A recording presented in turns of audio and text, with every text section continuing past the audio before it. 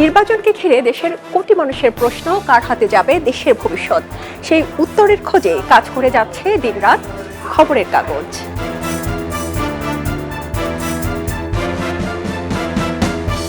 নির্বাচনকে সামনে রেখে বিশেষ সংখ্যা, বিশেষ পরিকল্পনা, বিশেষ রিপোর্ট। প্রার্থীদের প্রতিশ্রুতি, রাজনীতির হিসাব নিকাশ, ভোটের অঙ্ক, জনতার মতামত সবকিছু থাকছে এক ফ্রেমে।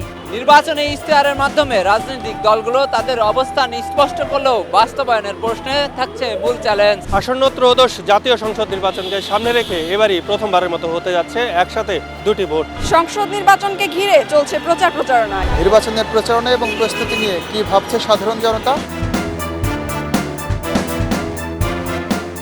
প্রিন্টে বিশ্লেষণ, ডিজিটালে তাৎক্ষণিক আপডেট সহ সবার আগে থাকছে অনলাইনে সর্বশেষ তথ্য।